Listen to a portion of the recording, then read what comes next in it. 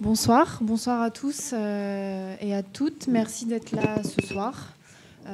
Pour ceux et celles qui ne connaissent pas la DAGP, donc nous sommes une boîte, une société de droit d'auteur qui est en charge de la redistribution, de la perception des droits d'auteur et de la protection évidemment de ces droits.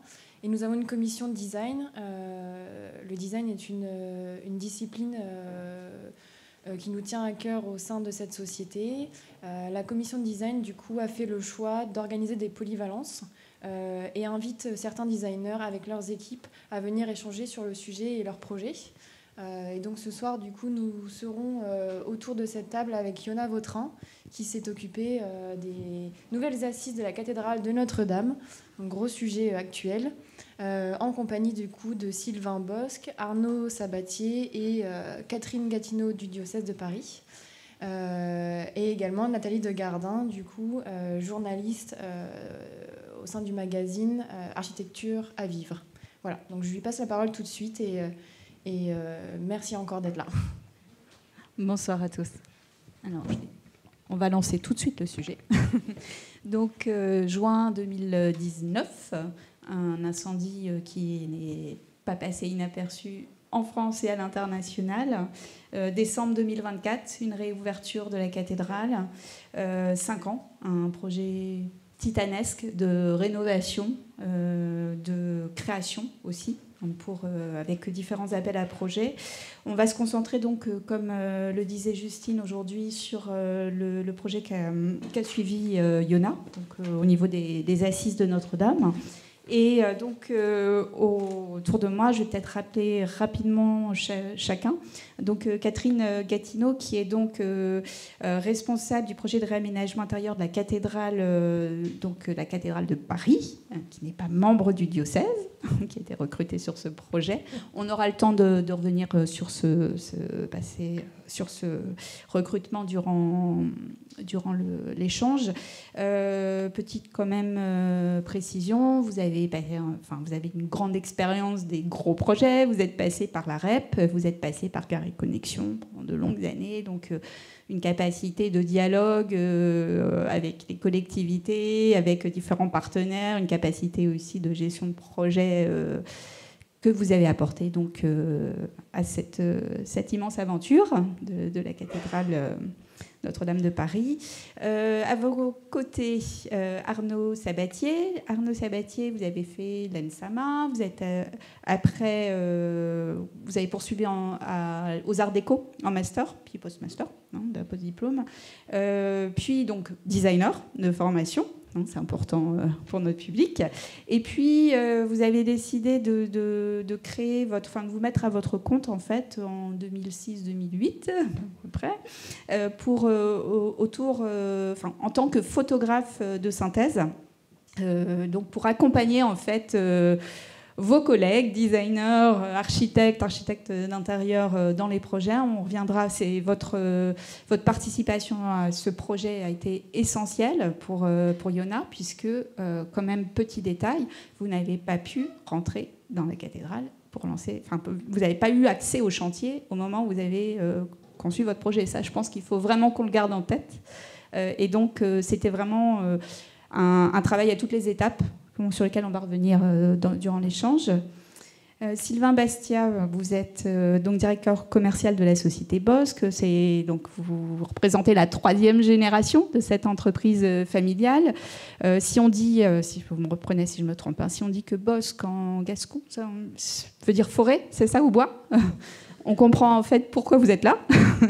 C'est donc l'expertise de l'entreprise que vous avez apportée pour la fabrication de 1500, c'est ça, 1500 assises, plus les bancs, plus prie-dieu, etc. Donc, vous allez aussi nous raconter comment vous êtes intervenu dès le départ aussi, dans la conception de l'appel à projet, de la réponse à l'appel à projet. Et puis donc Yona qui est à mes côtés. Juste petit rappel, vous avez fait l'école de Nantes, de design de Nantes. Vous avez travaillé ensuite en France, à l'international, et puis vous avez monté votre propre studio en 2011 à peu près. Oui. Donc, et vous avez déjà répondu, enfin, vous avez déjà une expérience de grosses commandes. Hein. Vous avez travaillé pour la SNCF. On pense notamment à la lampe de TGV. Vous avez travaillé, enfin, vous êtes designeuse industrielle, donc il y a vraiment cette maîtrise du projet et de la production à une échelle, pour une échelle importante. Et puis vous avez quand même aussi ce côté très graphique, très poétique dans vos propositions, dans votre parcours. Donc on va voir un peu cette aventure. Comment vous l'avez vécu et à quelle étape vous êtes rentrée dans ce projet. On va peut-être commencer, Catherine, par l'appel à projet, parce qu'en fait, c'est quand même le démarrage pour qu'un designer... L'idée aussi, vraiment, de cet échange, c'est comment, en tant que designer, on peut répondre à ce type d'appel à projet, comment ça s'est structuré, et comment, quelles sont les étapes après, voilà.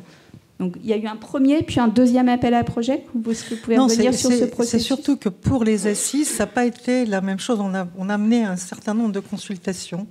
Donc, c'est vrai que ces consultations menées par le diocèse ne rentraient pas dans la commande publique. Néanmoins, on était juste mettre votre micro. Oui, voilà. Là, ne rentrez pas dans la commande publique. Donc, c'est un peu plus souple, un peu plus léger que la commande publique, mais avec les mêmes exigences de transparence et surtout de participation. C'est-à-dire que c'est le diocèse qui, sur ces sujets-là, était leader, si je puis dire, mais en étroite concertation avec, bien sûr, tout ce qui était ministère de la Culture. Je dis tout parce qu'il y a les différentes entités, entre le patrimoine et tout ce qui était effectivement... Michael, comment c'est là. Enfin, moi, je n'ai pas voulu rentrer dans toutes ces choses-là. Excusez-moi. On a essayé d'être efficace et surtout de très vite bâtir un comité artistique qui associe tout le monde de différents horizons, de façon à avoir un comité qui puisse consultatif, puisque le choix était in fine revenait à l'archevêque. D'accord, en sachant que tout ce qui était assise était financé par le diocèse.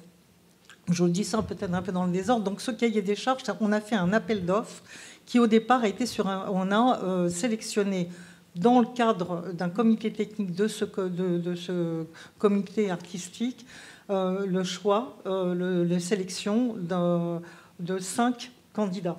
Il y a 5 candidats qui ont été retenus. Directement appelés. Donc on est parti de listing on a fait un certain nombre de réunions, vous pouvez leur faire confiance, donc pour pouvoir effectivement établir un choix qui satisfasse tout le monde. Et puis surtout parce qu'on a interrogé, bien sûr, quand on était sur une shortlist, on a interrogé ceux qui souhaitaient répondre ou pas répondre, etc. Et on a eu des designers qui n'ont pas voulu répondre. Donc ça aussi, il faut que ça soit clair. Donc on a retenu 5 designers, et là on a lancé effectivement une consultation, un appel d'offres fermé, puisque c'était sur invitation.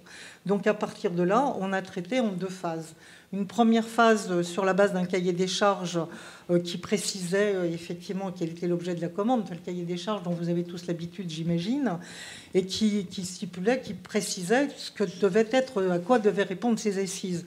Alors dans le cadre d'une cathédrale, si vous voulez, ça répond bien sûr, la liturgie a une importance, c'est-à-dire que là, moi, c'est quelque chose que je ne connaissais absolument pas. Donc, on travaille aussi en interne avec ceux qui savent un petit peu plus. Et surtout, il y a ce qu'on appelle le missel romain, qui est un pavé énorme dans lequel il y a tout ce qui est messe, etc. Et dans lequel il y a une préface qui est quasiment aussi importante et qui précise ce que doit être un autel, principale caractéristique d'un autel. Et aussi, pour les assises, il y avait quelques termes pour dire, au niveau des assises, les exigences, à la fois parce qu'il y a différentes postures pendant la messe, on s'assoit, on se met à genoux, on se lève, etc. Donc il faut que ça soit compatible avec tout ça. Donc il y avait ce petit volet qui spécifiait un peu ces assises au sein d'une cathédrale. Et après, c'est ce qu'on voulait que ça soit. C'est-à-dire, de toute façon, il fallait que ça réponde aux normes d'un établissement URP. Donc avec un certain nombre d'exigences. Le passage au bureau de contrôle, parce que ces chaises devaient être assemblées, ça a été une des principales difficultés. Mais ça on reviendra dans la discussion. Mais c'est l'exigence, il fallait que ces chaises soient rempilables.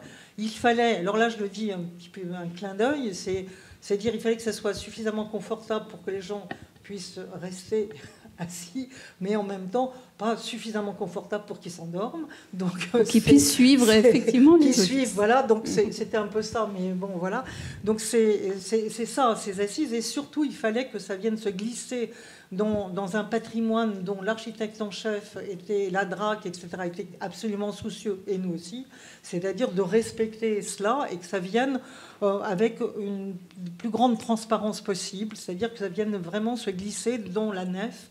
Donc il y avait 1500 chaises, il y avait des bancs pour tout ce qui était espace de dévotion, mais aussi la difficulté aussi de la chaise, c'était de rajouter des agenouilloirs qui venaient se clipper sur les chaises, et puis les prie-dieux. Voilà. Donc il y avait ces trois types d'objets, et donc ça s'est passé. Cahier des charges continue ou en deux phases. On va passer à. Voilà. Donc vous allez revenir de toute façon. On va revenir sur vraiment toutes les étapes. Ouais. Yona, on est appelé. Quelle est votre réaction en fait quand qu'est-ce que ça fait déjà d'être pour un projet pareil? La première question, c'est effectivement, n'étant pas pieuse, c'est la question de la légitimité, je pense, qui passe en premier. Mais après, on est designer, donc l'idée d'un projet, c'est quand même de toujours essayer de s'adapter à n'importe quel contexte, en mode tout terrain. Donc, et puis évidemment, c'était potentiellement une commande incroyable, et je me suis dit pourquoi pas, sachant qu'évidemment je suis un tout petit studio, je travaille toute seule, donc je me rendais bien compte que la tâche aurait pu être importante, mais je me suis dit voilà, c'est une opportunité unique, et donc j'ai accepté avec plaisir, évidemment. Donc, quelle a été votre réaction? Vous êtes documenté tout de suite alors, puisqu'on a bien compris, on va peut-être avancer sur les... Oui. Alors c'est vrai que le contexte est quand même très particulier. Il y a cette architecture gothique, il faut... Oui. Alors c'est vrai que comment ça s'est passé, on a eu déjà un premier entretien en visio avec l'équipe en charge du projet pour un peu déjà prendre la température, voir ensemble si ça allait pouvoir quelque part aussi coller, j'ai l'impression. Et puis après, c'est vrai que une des principales difficultés, moi en tout cas, que j'ai trouvé, c'était effectivement de ne pas pouvoir y retourner, mais évidemment... Il y avait tout le process plomb, tout était...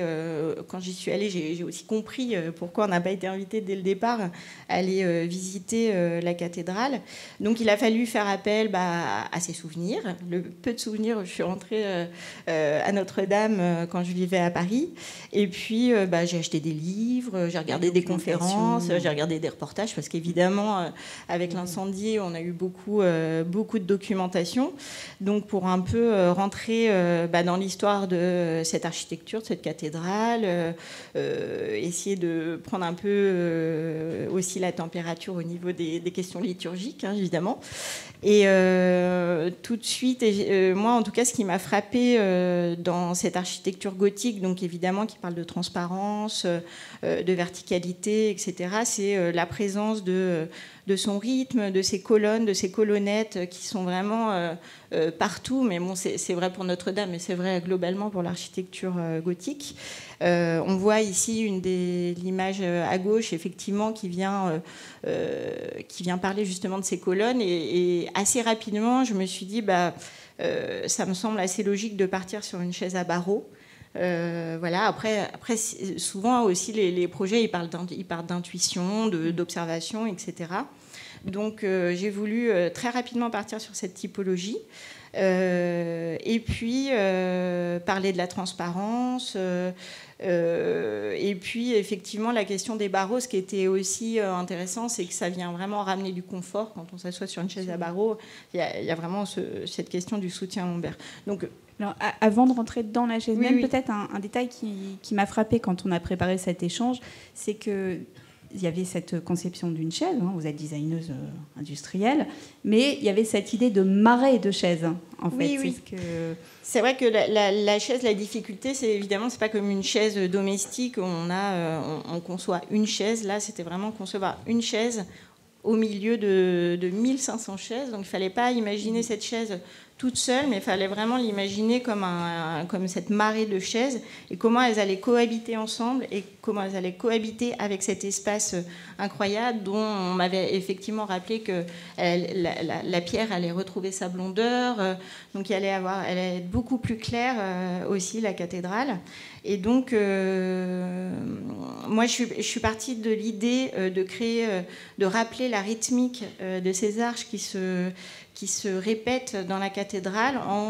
Ici, vous voyez, ici c'est plutôt le plan d'implantation, mais sur l'image suivante, on voit un peu le premier dessin qui avait été proposé pour la première partie de l'appel d'offres. Donc on voit un peu cette arche un peu archétypale qu'on pouvait imaginer se répéter au fur et à mesure des chaises qui enchaînent les rangées, voilà, avec ces barreaux qui venaient rappeler les colonnes et les colonnettes. Après cette première présentation, effectivement, la peur du jury, c'était le confort, parce qu'évidemment, au premier oral, il n'y avait pas de prototype, pas de possibilité de tester le confort. Donc après, il m'a été demandé sur la deuxième partie de l'appel d'offres vraiment d'avoir une attention particulière à cette question-là. Et effectivement, elle pouvait aussi faire peur parce qu'elle pouvait aussi rappeler une chaise peut-être plus en métal, même si je la proposais en bois. Voilà, bon, après, je pourrais parler aussi de sa hauteur. Il y a cette idée, effectivement, d'utilisation, donc il faut qu'elle soit empilée. Parce qu'en fait, durant la semaine ou le week-end, vous avez une partie des chaises qui est empilée. Ah bah oui, il y a une vie de la cathédrale. Oui, c'est-à-dire que les configurations, on vous montrait une des configurations, mais c'est la configuration avec 1500 chaises. Il y a la configuration où on voulait libérer tout ce qui était au-delà du baptistère pour ceux qui ont visité la cathédrale et qui libérait quasiment la moitié des chaises. Donc il fallait qu'elles soient empilables et surtout facilement bouger. Vous savez, c'est une cathédrale où il y a une centaine de concerts par an. Donc on passe du concert à la célébration avec des configurations complètement différentes. Donc il faut énormément de souplesse et du coup de robustesse parce qu'on les bouge souvent. Voilà. Oui. Et donc, la question du poids, je reviens là-dessus, était aussi importante. Et le fait d'utiliser des barreaux, ça vient aussi alléger quelque part le poids d'une chaise. Voilà. Et il y avait aussi cette notion de silence dont vous m'avez parlé. Oui, c'est vrai que moi, en tout cas, dans le cahier des charges, un mot qui m'a vraiment frappé, c'est l'idée de silence. Alors, pas forcément du côté phonique du terme, même si évidemment on a traité ce sujet-là, mais le côté de vraiment d'avoir une chaise qui soit vraiment en retrait. D'abord de l'architecture, puis aussi des interventions comme le mobilier liturgique conçu par Guillaume Bardet. Donc ça, c'était vraiment un point important. Donc moi, je suis vraiment partie là-dessus. Et pour créer cette idée de silence, moi, j'ai vraiment travaillé sur la hauteur du dossier. Donc c'est très réussi, ça a été très, très convaincant. Donc, en tout cas, c'est ce qu'on m'a dit une fois installé. Mais c'est vrai que cette idée d'avoir une perspective plane et basse dans la cathédrale, d'abord, ça vient un peu souligner la verticalité. Ça vient aussi révéler, par exemple, la base des colonnes a priori, on ne voyait pas forcément avant. C'est ce qu'on m'a dit. Et puis, par ailleurs, le fait d'avoir un dossier bas, d'abord, ça permettait potentiellement de l'utiliser comme prie-dieu en s'agenouillant par terre et en s'accoudant à la chaise devant soi. Et puis, ça permet aussi, en termes de posture, on en parlait tout à l'heure, de ne pas s'endormir, mais en même temps d'être quand même confortable. Donc, ça permettait de résoudre quelques éléments comme ça, de cocher des cases. Et voilà. Et par rapport, on va peut-être reprendre juste les étapes. Vous avez été contacté en novembre 2022. Vous avez rendu votre projet en janvier. Après, vous avez passé un oral en juin. Oui. Non. Juste, je rappelle rapidement, c'est-à-dire que parce que ça a été très vite, ils ont été tous assez réactifs, c'est-à-dire qu'ils ont rendu le 17 janvier. D'accord. Le 20 janvier, ils étaient tous auditionnés. C'était une première... Et ensuite, ils ont dès février, ils sont passés en audition le 20 janvier. Le 23 janvier, on avait retenu deux candidats. Et vous avez jusqu'en février 2023 après pour pouvoir proposer le prototype dans la deuxième étape. Non, c'était juin. C'était oui, juin. mais oui, voilà. Mais et après, il y a eu tout ça s'est enchaîné très très vite. Il y a eu des réunions intermédiaires où effectivement. Ah bah ça, oui, on a beaucoup causé entre. Voilà, oui, on a été bien suivis. Avec un oral devant 50 personnes, vous m'avez dit, ça oui, m'a impressionné. En tout cas, j'avais l'impression qu'il y avait 50 personnes, c'était super impressionnant. Il n'y avait pas 50 personnes, mais il y avait une trentaine de personnes très, très, très différentes, avec des personnalités très différentes, très contrastées, mais plutôt un public de qualité, ceci dit. Mais impressionnant. Mais qui montrait l'ampleur du projet et justement toutes les parties qui étaient concernées. Oui. Et c'est vrai que je reviens sur cette orale. Moi, comme je disais tout à l'heure, je travaille toute seule, donc je suis arrivée toute seule au rendez-vous et c'était moi j'étais assez impressionnée. J'ai perdu un peu, j'ai pas été très performante à l'oral, je pense. Après, j'ai l'impression que les messages sont passés, mais c'est vrai que je suis sortie avec le sentiment en me disant j'aurais essayé. Mais vraiment, je me suis dit, c'est un peu raté, quoi. Donc, quand j'ai été rappelée, j'ai été... c'est-à-dire que dans les designers qui se sont présentés, puisqu'il y en avait 5, c'est vrai qu'on peut se tutoyer maintenant, on se tutoie maintenant. Donc mais on sentait cette timidité, mais en même temps, ce qui a été très appréciable pendant toute la durée du travail qu'on a fait ensemble, c'est une très grande humilité, une grande capacité d'écoute, parce qu'on essayait vraiment de trouver les bonnes solutions aussi, notamment sur les accroches, etc. Et ça, c'est fondamental, parce que, je veux dire, il faut un bon designer, c'est vrai, mais en face aussi, il faut une qualité de maîtrise d'ouvrage. Et quand ça fonctionne, c'est vrai qu'on a bien avancé aussi pour ces raisons-là.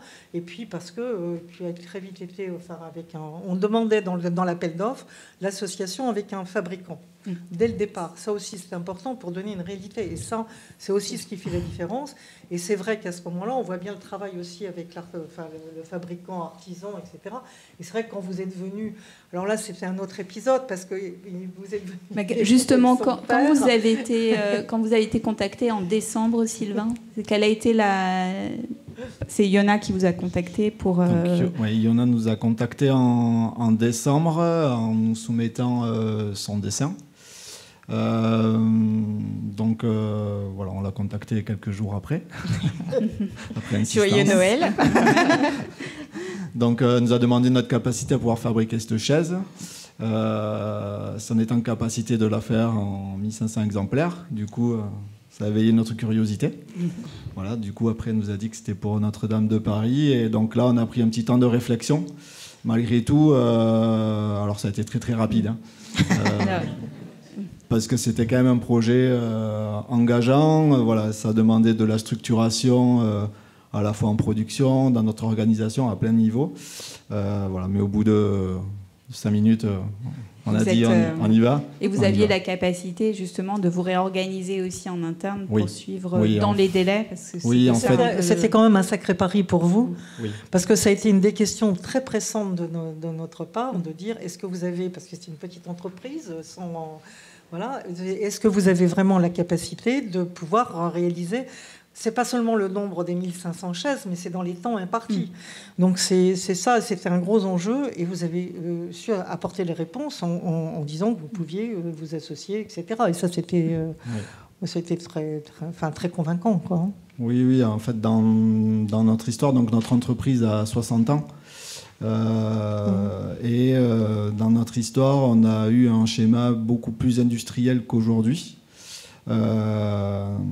Donc en fait, malgré tout, donc même si on est retombé par différentes raisons, on était retombé dans un schéma un petit peu plus artisanal, on avait malgré tout l'expérience du système industriel et des process industriels. Et donc en fait, très rapidement, on a su appréhender comment organiser notre production pour pouvoir passer dans les temps. On a aussi, à chaque étape, on avait aussi identifié des plans B si jamais on était en capacité, dans l'incapacité de pouvoir le faire. Et associé à ça, on avait aussi un besoin d'investissement déjà avant le projet Notre-Dame. Donc le projet Notre-Dame nous a enlevé le petit frein que l'on avait, donc un investissement dans une machine qui aussi nous a fait doubler notre capacité de production. Et donc c'est grâce à ça qu'on a su... qu'on est passé dans le projet. Et puis autour du projet aussi, on a travaillé avec quelques sous-traitants sur des parties que l'on ne maîtrisait pas. Et toute la sous-traitance, on l'avait à moins d'1 heure de l'entreprise. Et donc ça a amené une très grande flexibilité Et donc, voilà, quand on avait besoin d'aller faire le marquage des dossiers d'un coup de voiture, on pouvait aller dans l'entreprise qui pouvait faire le marquage. Et donc, on a gagné énormément de temps à travailler aussi avec la proximité. Par rapport à la sous-traitance, vous pensez à la question des attaches ou notamment? Alors, il y a la question des attaches, mais également, on n'a pas en interne, on n'a pas de tourneur sur bois. D'accord. Mais le tourneur sur bois, en fait, notre partenaire, on l'a à 2 km de l'entreprise. Voilà. Donc, du coup, c'est grâce à ça qu'on pouvait lui amener régulièrement des pièces, qu'il y avait une grande flexibilité. Si le tourneur avait été à l'autre bout de la France, il aurait fallu qu'on usine en amont une grande quantité de pièces. Voilà. Donc il y aurait eu beaucoup moins de souplesse. Dans ce qui a aussi beaucoup compté dans les réponses que vous avez pu faire au fur et à mesure des questions qui se sont posées, c'est aussi la logistique que vous avez mis en face. C'est-à-dire que pour l'échéancier, pour pouvoir répondre, il y a eu différentes étapes de fabrication. Nous, on n'allait pas stocker les chaises, puisque dans la cathédrale, c'était quand même... Pourquoi on n'allait pas dans la cathédrale? C'est parce qu'il y avait des échafaudages partout. Hein. C'était la cathédrale de fer à l'intérieur de la cathédrale. Donc il fallait trouver des lieux de stockage. Dans Paris, c'est pas facile. Et là, vous avez très bien répondu, en trouvant tout de suite un lieu pour, au fur et à mesure de la fabrication par grandes tranches de chaises, vous les stockiez. Donc il y a eu une très grande réactivité et organisation de tout ce qui était les aspects logistiques. Et ça, je pense qu'effectivement, c'est votre habitude passée industrielle qui a permis d'être aussi réactif, certainement, mais en tous les cas, qui répondait à notre besoin, quoi. Alors, vous disiez justement que dans la cathédrale, il y a la cathédrale de fer, on ne pouvait pas y rentrer. Arnaud, vous êtes aussi... Vous avez intégré le projet dès le départ pour justement mettre en image, donner une projection de ce projet. Oui, Yona m'a appelé pas très longtemps après qu'elle ait eu le concours. Ouais, ça c'est mes images. Oui, ça c'est la première phase. Voilà. Donc on n'avait pas de photos, à part des photos historiques qui étaient toutes petites. On n'avait pas de 3D, on n'avait rien. J'ai scanné des photos dans un livre, je lui ai passé, et puis je lui ai donné le modèle, et je lui ai dit, qu'est-ce qu'on peut faire?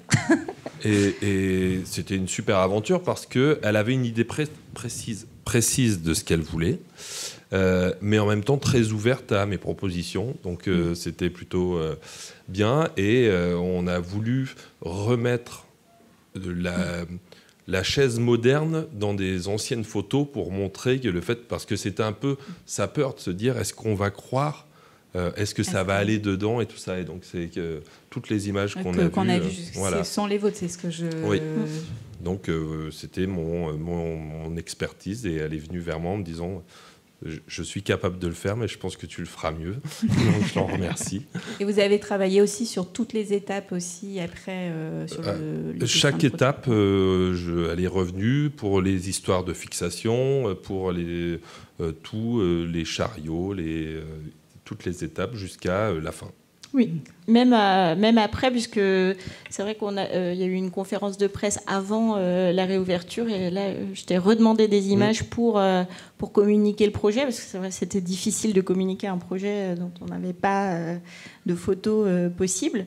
Donc c'est vrai que c'est vraiment une aide hyper importante pour être convaincant, pour que les gens arrivent à se projeter. C'est vrai que, comme tu le disais, dans le jury, c'est des gens qui viennent de tous horizons, donc il y a des gens qui potentiellement arrivent à se projeter et d'autres potentiellement moins. Donc c'était important d'avoir des images convaincantes dès le départ pour réussir à tirer le fil, quoi. Voilà. On va peut-être revenir sur la chaise et les différentes étapes. Je ne sais pas si vous voulez, je vais passer, si vous voulez commenter, si ça passe. Voilà. Oui, donc là, c'est le premier modèle dont on parlait tout à l'heure. Donc là, c'est vrai qu'au départ, je me suis dit, je vais vraiment partir sur une chaise un peu archétypale. Après, en ayant totalement conscience que je faisais un petit pas de côté par rapport à la chaise d'église telle qu'on peut un peu se la projeter de manière classique. Mais en même temps, effectivement, comme je parlais aussi de l'architecture de Notre-Dame, je me suis dit, je joue cette carte à fond, et puis on verra. Mais après, avec l'image suivante, on voit cette idée aussi de jouer vraiment sur les postures, qui était vraiment importante pour moi. Donc j'ai fait pas mal de tests, j'ai essayé de m'agenouiller, voir quelle est la bonne hauteur de dossier qui puisse à la fois être confortable en s'asseyant et à la fois être confortable en priant.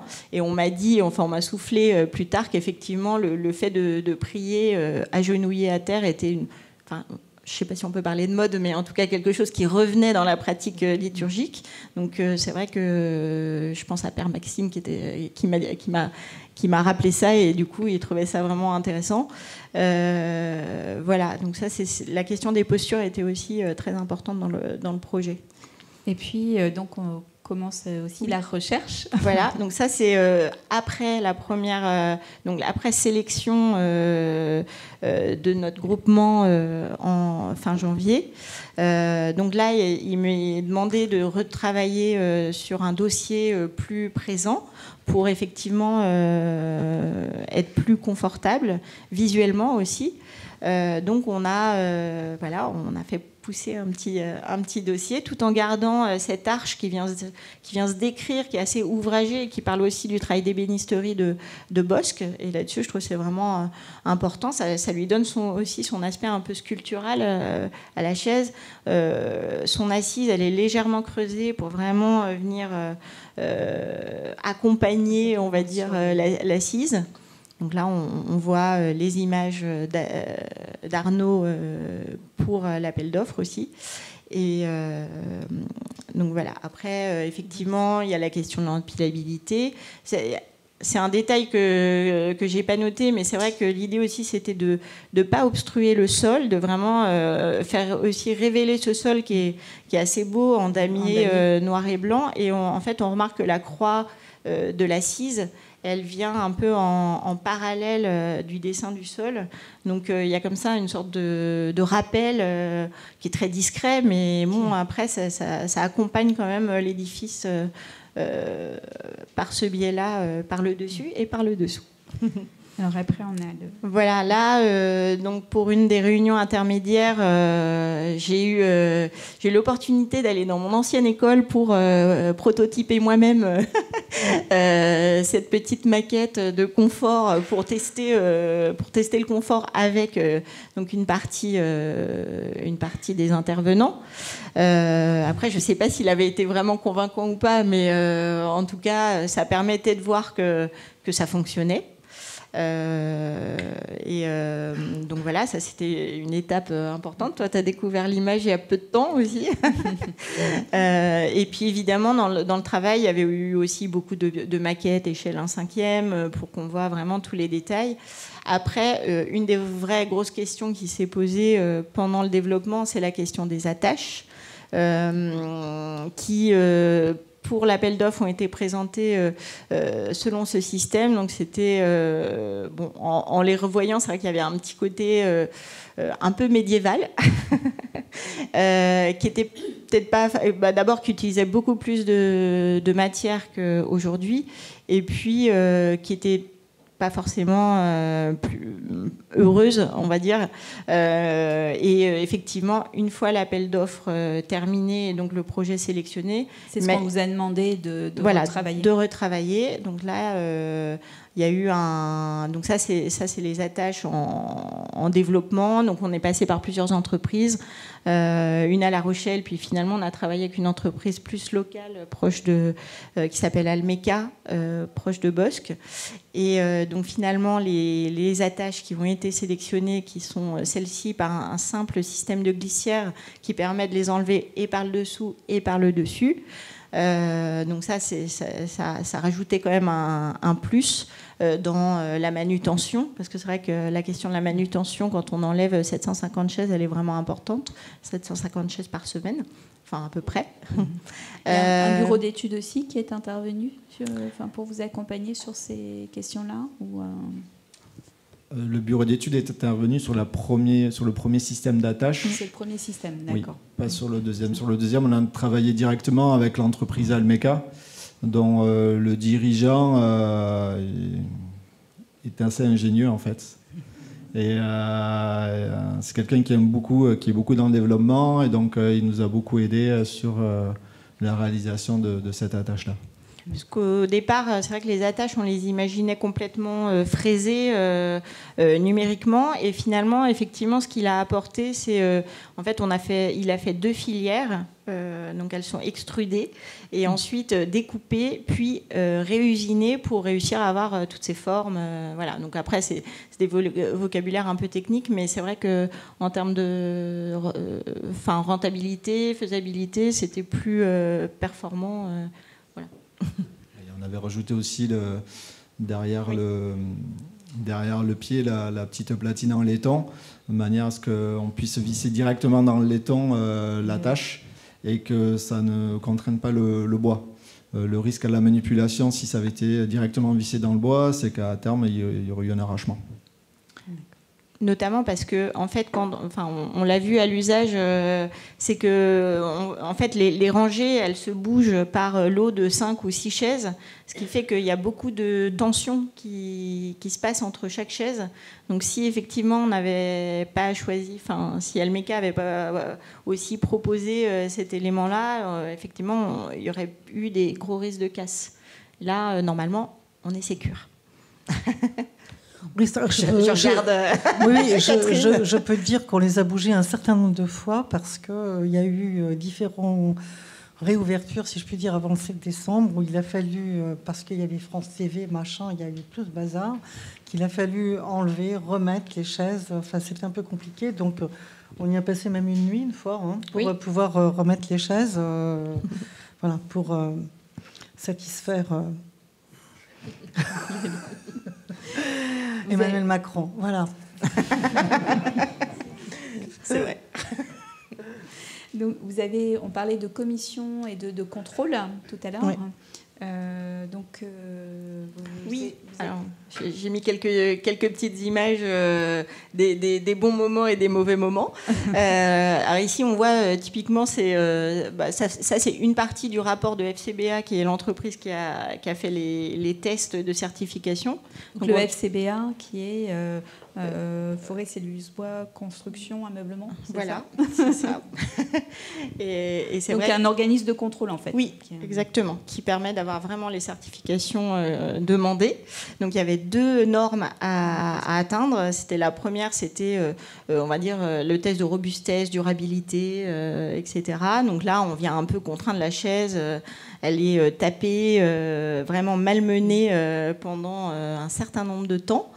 Et puis ça permet de voir son point de bascule, voilà, des choses comme ça. Et puis là, on voit un peu la description des tests pour les attaches. Donc on met 11 chaises les unes à côté des autres, on balance une certaine une certaine force au centre des assises, et puis on voit à combien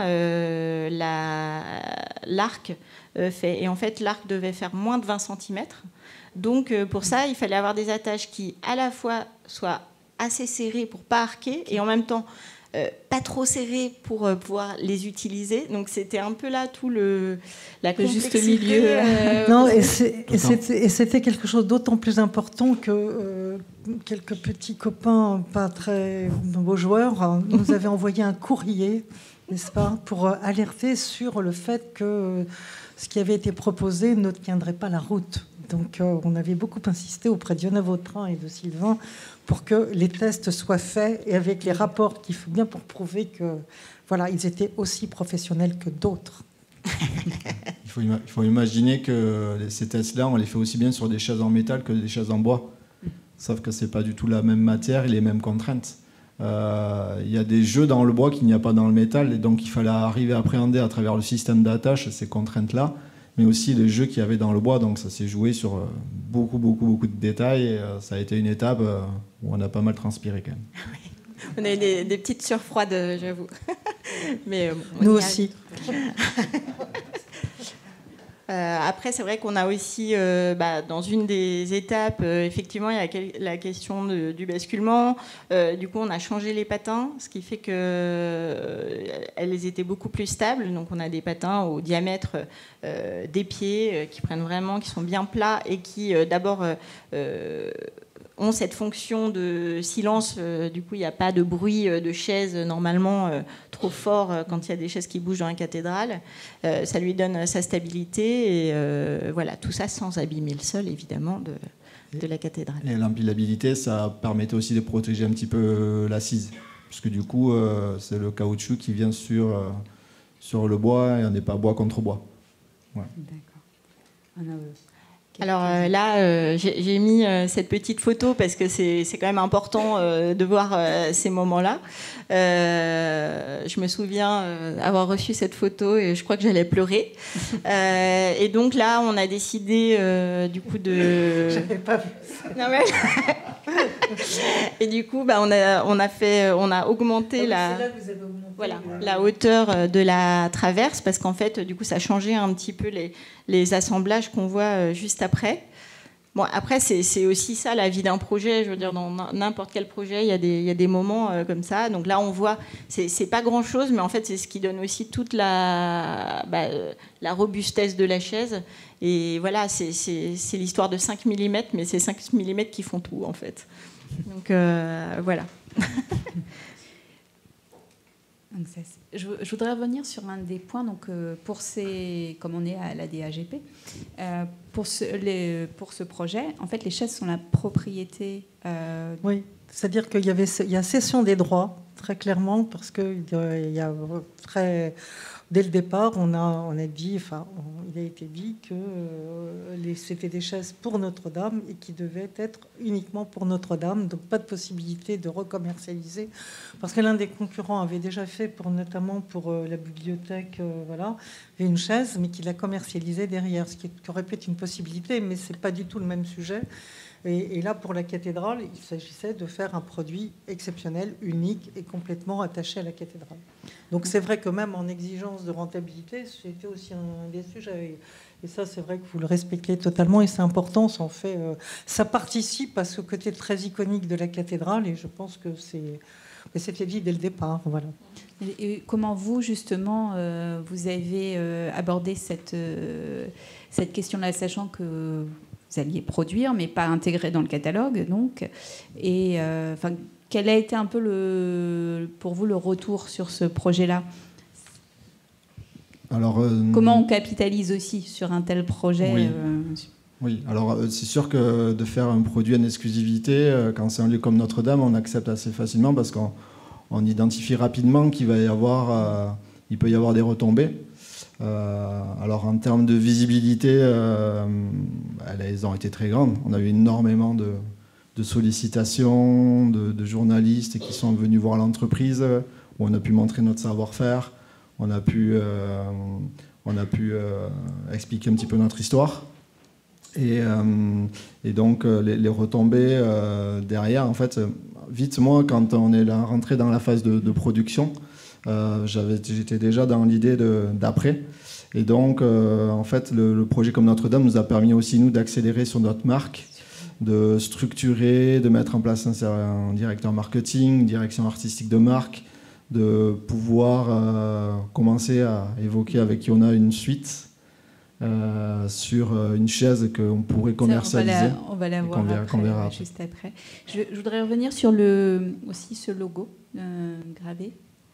Oui, d'abord le logo, ça a fait partie, j'imagine, d'un marché à part, toute la question de l'identité, parce que c'est quand même l'identité. Oui, parce qu'on a travaillé sur tout, sur Notre-Dame. On a fait un peu comme Viollet-le-Duc, si je puis dire, c'est-à-dire que le fait d'avoir... on a tout refait, c'est-à-dire de l'écriture, c'est-à-dire qu'on a revu toute la typo, tous les cartels, toute la signalétique, tout a été revu, les brûloirs, tout ce qui participe au mobilier, etc., tout a été revu. Donc c'est vrai que ça permet de gérer d'avoir une plus grande cohérence, un ordonnancement plus fort. On a travaillé sur les teintes. La teinte de la chaise a été faite au dernier moment, c'est-à-dire quand on a su comment est la platine de l'autel du bronze, etc. Enfin, tout ça a été décidé collectivement. Donc c'est très important. Et là, cette écriture a été, effectivement, on a travaillé avec ces albums et En fait, on avait énormément de marchés, surtout signalétique, muséographie, etc. Et c'est vrai qu'on a travaillé qu'avec des designers, parce que là, c'était le cas pour Liona sur les assises, mais ça a été le cas aussi pour tout ce qui était mobilier liturgique, tout ce qui a été brûloir à notre designer. Enfin, on a fait travailler énormément de personnes. Et les couvertures médiatiques derrière, comme vous le signalez, sont énormes, parce que c'est vrai que c'est quelque chose... Il y a une attente sur 5 ans en plus qui est oui, c'est vraiment... moi-même, j'étais un peu étonnée d'avoir ce côté, quand on parle de la dimension universelle, c'est vrai qu'elle est là. C'est surtout... C'est mondial, quoi. Même aujourd'hui, quand on voit les visites qu'on a de la cathédrale, il y a 37 000 personnes par jour, hein, donc vous voyez déjà. Mais toutes les visites protocolaires, je veux dire, il y a celles qu'on préférait ne pas avoir. Et non, il ne faut pas le dire. Non, donc on ne se déplace pas dans ces cas-là. Je veux dire, quand Vence vient comme ça, je veux dire, on n'insiste pas. Hein. Voilà. Non, mais c'est assez fou, c'est véritablement cette cathédrale. C'est un côté complètement... Oui, c'est ce qu'on disait au départ, c'est un symbole national, mais international. C'est incroyable, mais c'est vrai que tous les artistes, tous les designers, tous ceux qui ont travaillé sur les cathédrales ont des marchés derrière. Je crois qu'on peut le dire aussi comme ça encore. Hein. Donc c'est très bien, c'est très positif. Comment vous avez travaillé pour être en cohérence avec, par exemple, je pense Guillaume Bardet. Enfin, vous avez eu des contacts, des réunions Alors d'abord, on a été sélectionnés le même jour, en même temps, ce qui fait que on a eu l'occasion de se rencontrer plusieurs fois. J'ai eu l'occasion de découvrir assez rapidement le mobilier liturgique qu'il a dessiné, de découvrir que ça allait être du bronze. Et effectivement, il y avait cette question d'harmoniser l'ensemble. Un peu collégialement, notamment au niveau des teintes, mais ça c'est vrai aussi pour la boutique. C'est vrai pour la boutique. Voilà, c'est vrai pour tout, quoi. Donc on a essayé de se donner des échantillons de couleurs pour que l'un ou l'autre puisse être un peu dans le ton. Voilà, donc effectivement, oui, on a pu discuter. Il y avait ce qu'on a réussi à faire collectivement, on a vraiment eu un collectif d'artistes, de designers qui ont travaillé ensemble. Ça a commencé avec le premier collectif que moi j'ai réuni en 2020. C'était un collectif avec le son, la lumière et la captation qui étaient les deux gros marché, si je puis dire. Et puis après, et c'est vrai qu'on a eu, il y a une très bonne entente dans une qualité d'échange. Avec Guillaume, c'est pareil. Enfin, puis avec tous, avec Patrick Rimou sur la lumière. Il y avait aussi une fierté de travailler sur cette cathédrale. Et pas forcément, je tiens à le dire aussi, on n'a jamais demandé les certificats de baptême. Hein, c'est aussi important. De le dire, c'est-à-dire qu'il ne faut pas avoir de retenue. Et c'est vrai que dans les artistes qui sont présents, il y avait des artistes, pas pour les chaises en particulier, mais pour d'autres. Il y avait des gens qui avaient déjà travaillé sur du mobilier liturgique. Bon, c'était pas le cas de Guillaume Bardet, donc il y a une ouverture totale sur ce plan-là. Et ça, c'est très, très important. Et je peux vous dire que les appels d'offres ont été vraiment menés d'une façon à la fois... J'aime pas tellement le terme de transparence, mais une très grande ouverture. Et ça a été... Il n'y a pas eu de sujet, quoi. Hein. Alors, il y a eu des discussions, c'est sûr, mais ça a été très clair. Il n'y a pas eu d'influence ou autre. Ça s'est déterminé d'une façon... Moi qui ai travaillé pendant très longtemps sur les consultations des gares, tous les grands projets de gare, gare de l'Est, gare de Montparnasse, etc. Moi, j'étais dans tous ces appels d'offres. Et je peux vous dire que c'était c'était très bien. Donc là, on a énormément parlé de cette chaise. Il y a d'autres où vous en êtes où et actuellement il y a des bancs qui ont été livrés également. Oui, vous êtes là. Il y avait cette étape du 8 décembre qu'il fallait absolument tenir. Le 7 décembre, pardon. Même avant. C'était le 29 novembre, parce que je veux dire, avec l'agenda présidentiel, ça a été terrible. Parce qu'au départ, tout le monde comptait sur le 7, et que je croyais, moi, les derniers jours, c'est compliqué, parce que nous, dans le chantier qu'on a eu à suivre, c'était le chantier dans le chantier. C'est-à-dire que nous, on n'était pas maître d'ouvrage du bâtiment, je veux dire, on était dans le chantier, c'est-à-dire le son, la captation, etc., mais qui venait se pluguer sur tout le câblage, toute l'électrification de la cathédrale. Donc on était complètement tributaire de l'autre chantier. Et je peux vous dire que ce que je vous disais tout à l'heure, les 3 derniers mois, c'était pas facile pour les entreprises. Il y a eu entre 600 et 800 bonhommes dans la cathédrale qui travaillaient en même temps. Donc c'était vraiment pousse-toi de là que je m'y mette, mais de façon... Il y a eu très franchement une très grande qualité d'entente et de respect. Alors il y a eu quelques... Mais très franchement, dans l'ensemble, ça s'est plutôt bien passé, quoi.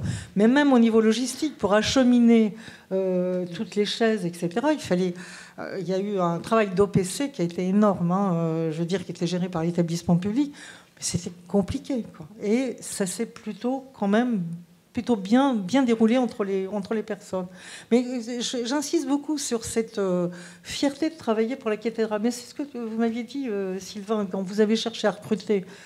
Les gens étaient plutôt fiers de venir travailler pour Notre-Dame, non? C'était dans votre entreprise ou quand vous avez cherché à augmenter, ne serait-ce qu'au niveau où vous avez recruté un peu plus. Et apparemment, vous avez trouvé assez facilement... Oui, c'est intéressant aussi de... Oui. Donc nous, on est en recherche de personnes, mais c'est vrai que le fait de travailler pour Notre-Dame, à la fois nous a permis de recruter assez facilement, mais également d'avoir une adhésion en interne. Et clairement, ça a mis une grande dynamique. Et la fierté, elle allait même au-delà de l'entreprise, puisque localement, dans notre territoire, en fait, on est dans une petite commune où il y a une très grande histoire autour de la fabrication du siège qui s'est perdue dans le temps et il s'est perdu assez récemment et en fait toute cette histoire est remontée et c'était incroyable les témoignages qu'on a eus. Il y a des gens qui n'ont rien à voir avec l'entreprise et qui vont à Notre-Dame et qui disent on est venu voir nos chaises, quoi. C'est vraiment incroyable, c'est vraiment hallucinant et ce regard-là, quand on a été sollicité par Yona, qu'on a été retenu, évidemment, on a une très, très grande fierté, mais la responsabilité s'est décuplée avec le regard des gens qu'on avait autour, clairement. Et donc, la suite, puisque vous avez été sollicité pour produire des chaises de Notre-Dame, ce n'est pas possible, hein, donc, donc vous avez travaillé, en fait, avec... ça va passer, voilà. En fait, finalement, Arnaud, Yona et puis Sylvain, vous avez continué. Il y a une petite suite qui vient d'être présentée à Workspace, hein, c'est ça? Donc la Sista, si vous pouvez... C'est ça, donc... la petite sœur. On était dans l'idée, effectivement, étant donné que la chaise de Notre-Dame ne peut pas être commercialisée, de continuer le travail avec Yona. Alors, au-delà de son talent... humainement, nos relations de travail ont été vraiment excellentes. Et donc, on avait vraiment une envie, nous, de continuer et de collaborer avec elle sur un autre projet. Et dans l'idée, malgré tout, de garder un peu dans le design de la chaise un peu l'inspiration et les lignes qui avaient été choisies sur la chaise de Notre-Dame. Donc, on est resté sur une chaise avec des pieds tournés, en chêne massif. Avec un travail d'usinage sur le dossier qui est sur les 2 dossiers d'ailleurs qui sont assez colossaux. Voilà. Et donc on est dans l'idée de développer toute une collection au-delà de la chaise qui aura également une assise en tissu, une table, un fauteuil lounge, un petit fauteuil, un banc, bref, toute une collection. Et vous, Arnaud, en fait, vous êtes... du coup, sur ce projet également. Alors, ils m'ont sollicité, oui, pour faire les visuels. En fait, la chaise était non, il n'y avait pas de dessin. Et donc ça, c'est des images que j'ai faites pour qu'ils puissent la présenter avant qu'elle soit fabriquée. Et là, on continue. Ça permet d'utiliser... de montrer les différentes essences de bois utilisées, de montrer que le tissu, toutes les variantes et tout ça, et ça évite de devoir le construire, prendre une photo, trouver des différents endroits pour prendre les photos. Donc là, on est en train de développer tout ça. Donc c'est une super aventure. On va passer aux questions dans le public. Je voudrais juste que vous reprécisiez vraiment parce que je pense que ça peut être intéressant de montrer le type de projet sur lesquels vous travaillez. Là, on a vu sur une échelle. Donc, vous travaillez aussi avec des architectes, vous travaillez sur... C'est vraiment tout type de projet. Donc, on travaille avec des architectes, avec des promoteurs, avec des éditeurs de mobilier, mais aussi de robinetterie, de moquettes. On travaille en ce moment sur des yachts, des hôtels. Et en fait, on accompagne les architectes, les designers à mettre en image ce qu'ils ont dans leur tête, et de raconter leur histoire, de raconter à travers nos images ce qu'ils veulent dire. Voilà. Ce qui est fondamental pour un maître d'ouvrage, c'est surtout, alors je ne parle même plus de la cathédrale, mais même dans les projets, c'est les images qu'on peut en montrer. Ce qui n'est pas toujours... et là, pour Notre-Dame, c'était encore plus vrai parce qu'on n'avait pas du tout la possibilité d'aller dedans. Donc, voir à peu près comment... On n'avait pas les échelles, quoi. C'est très difficile. Donc, c'est vrai que la qualité des images est très, très importante. Juste une petite chose. En fait, tout le temps de Notre-Dame, où Notre-Dame a été fermée, il y avait une visite virtuelle qui était en place sur Internet. Et ça a été la base de toutes les images, en fait. C'est ce qui nous a permis aussi de pouvoir faire des images. Et donc, on a échangé pas mal de fois pour récupérer une partie du modèle. Donc, voilà, c'est aussi ce qui a fait qu'on a réussi à faire des images de cette qualité, c'est qu'il y avait déjà une base qui était pas mal. On va peut-être passer aux questions, s'il y en a dans la salle.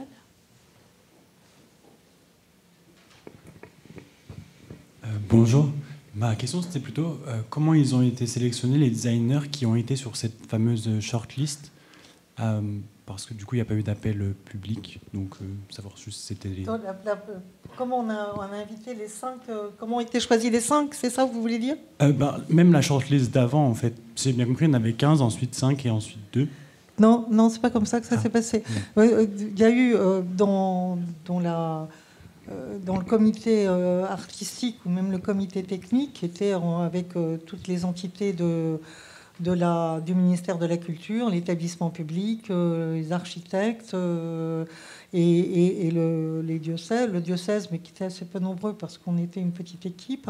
Ça a été de proposer, on est arrivé avec des listes, chacun, en fonction des propres investigations qu'on avait menées, et surtout le ministère avait bien sûr toujours ses listes, et à partir de ça on a fait un travail dans un certain temps pour dire on avait décidé d'en retenir que 5. On était pris par le temps aussi, donc on a fait différemment pour le mobilier liturgique. On a fait un appel d'offres ouvert, on a eu plus de 75 candidatures, et ça n'a pas été très probant. On est passé par là, puis après on est passé différentes sélections. Là on a préféré passer par invitation. Et après, en interrogeant ceux qui avaient été... il y a eu une première liste à peu près d'une dizaine. Et sur la dizaine, en fonction de ceux qui voulaient ou pas, je veux dire, on avait décidé d'en retenir 5 pour faire un vrai travail avec ces gens-là, quoi.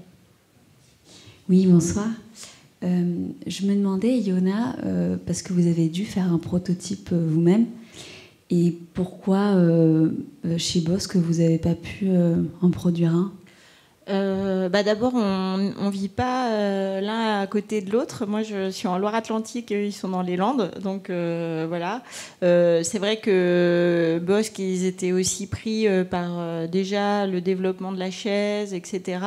Et il y avait une question de temps. Enfin, bon, voilà. Il y avait toute une nuée de contraintes qui faisait que j'ai décidé de la faire moi-même. Et puis, finalement, en fait, j'ai trouvé ça une étape assez importante, dans le sens où déjà on y va, on sent la matière, on comprend vraiment comment des éléments de construction quand on se confronte soi-même au modèle, et puis de tester un peu les hauteurs de dossier, de faire ce chemin-là soi-même. Je trouve que c'est important aussi dans la suite du projet. Plutôt que de confier forcément un modèle à quelqu'un en ayant quelque chose qui soit pas personnel. Je pense que quand on est designer, c'est aussi important de passer par cette étape. Donc je pense que j'avais aussi envie de tester par moi-même, et du coup aussi d'essayer de convaincre. Voilà.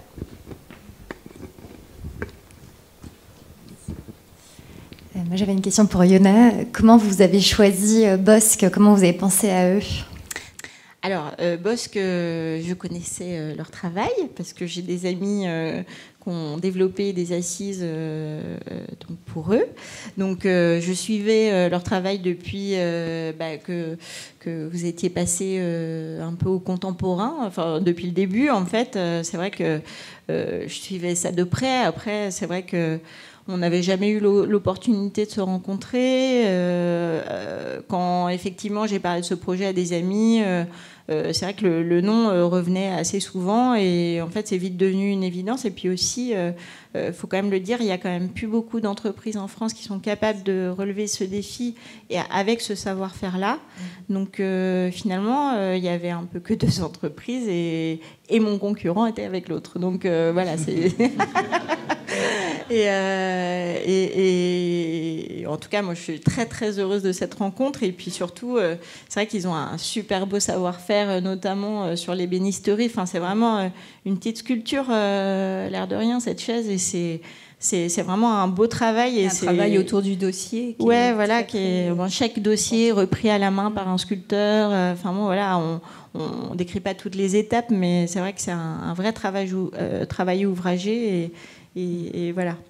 Il y a cette partie production, enfin je veux dire, vous êtes équipé, mais il y a vraiment cette intervention à la main aussi sur le dossier. Sur le dossier.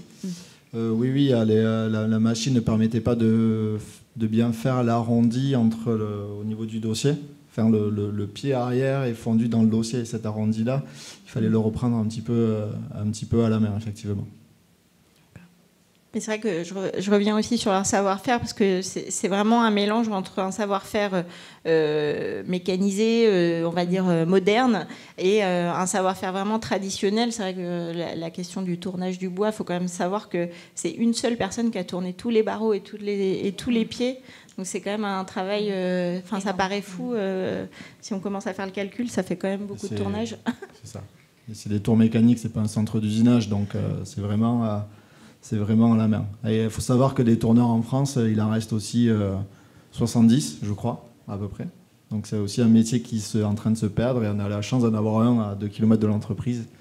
Donc voilà, même si on a beaucoup de volume, on continue de travailler avec lui aujourd'hui. Le bois n'était pas imposé, D'accord. mais il a été apprécié. C'était donc un choix de... Non, d'ailleurs, il y a un des concurrents, une concurrente d'ailleurs, qui a proposé quelque chose en métal, mais qui était, qui a séduit personne. Enfin, je veux dire, ça pouvait être intéressant, mais dans la cathédrale, personne ne le voyait. C'était très dissonant, et c'était pas le parti qui prévalait, quoi. Mais ça pouvait être aussi intéressant pour autre chose. Et l'essence de bois, du coup, était le choix de Yona. Pardon ? Pour l'essence du bois, ça a été un choix... C'est eux, là. Oui, ça a été un peu... Au départ, on avait parlé un peu entre le hêtre et le chêne. Et c'est vrai que le chêne est arrivé assez naturellement. Évidemment, la noblesse du bois, le rappel de la charpente. Enfin, voilà, il y avait quelque chose d'un peu cohérent avec le projet global aussi de la cathédrale. Et puis, vous aviez l'habitude déjà de travailler ce matériau et les approvisionnements. Oui, aujourd'hui, le chêne, c'est à peu près entre 70 et 80% de notre fabrication. Voilà, on travaille directement avec une scierie qui est à côté de Blois. Voilà, donc c'est des chênes qui viennent du centre de la France. On a un appro qui est régulier puisque c'est une grosse scierie, donc c'est du bois aussi qui sèche sur parc. Qui prend le temps de sécher. Donc voilà, on a une très grande qualité de matière et donc je me souviens même pas qu'on se soit posé la question du hêtre en fait. Si, on avait eu un échange, mais bon après c'est... Et voilà. Et après sur la question économique, c'est vrai qu'il n'y avait pas un prix maximum proposé dans l'appel d'offres. C'était au départ, on a échangé, on a proposé un premier prix. Puis après, on a discuté aussi avec le diocèse. Et puis, voilà, tout ça s'est affiné avec le temps. Et puis, avec l'évolution du projet, évidemment. La question des attaches qui bougent, forcément, c'est pas toujours... voilà, les prix s'affinent au fur et à mesure du projet. Mais je pense que ça a été aussi déterminant. On ne va pas se cacher. Je veux dire, le prix est forcément un élément important. mais ça n'a pas été déterminant dans le choix. Je veux dire, il se trouve que ça tombait bien. Donc voilà, c'était un prix qui était tout à fait raisonnable par rapport à la qualité, à la fois du matériau et le rendu. Donc ça a été un tout. Je veux dire, après, il y a un des candidats qui était vraiment très très au-dessus, qui de toute façon n'a pas passé le deuxième parti. Mais voilà, le prix, forcément, je veux dire, il y avait une exigence du diocèse d'être raisonnable dans les coûts pour des raisons évidentes, c'est-à-dire pas de choses ostentatoires, et ça a été vrai pour le mobilier liturgique. Et voilà, et c'est vrai que je fais partie des gens, et je suis celle qui a effectivement fixé le budget de travaux global du réaménagement intérieur, et qui est veillé beaucoup à ce que tout ça se tienne.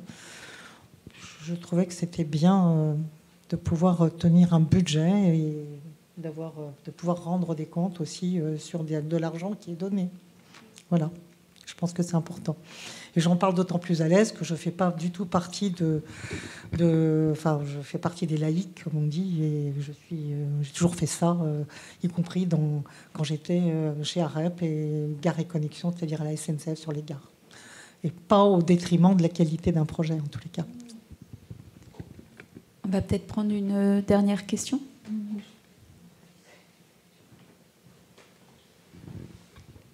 Bonjour, moi je suis passée très très souvent autour des travaux de Notre-Dame, et donc j'ai vu les différentes photos des expositions. Donc ma question c'est, est-ce que une de vos photos a été exposée? Parce qu'on a commencé à voir des photos 3D du mobilier liturgique intérieur. Évidemment. Alors c'est une très bonne question. J'en ai strictement aucune idée. Moi non plus. Non, je sais que peut-être pour les journées pas du patrimoine, mais enfin, je sais que il me semble que tes images ont tourné parfois, mais après est-ce qu'elles ont été exposées? Je ne sais pas.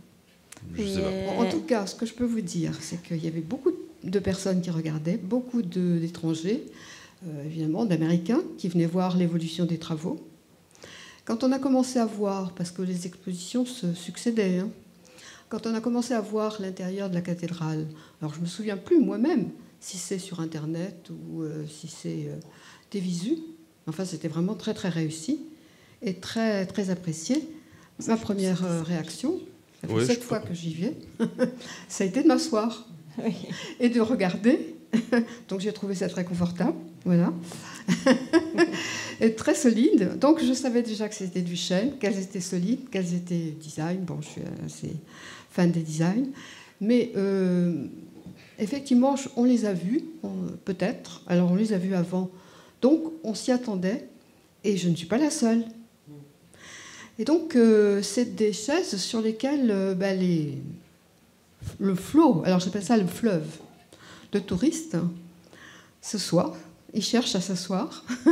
Parce que c'est quand même bordé. Voilà. Et ils restent assis. Ah oui, en famille. Trop confortable alors.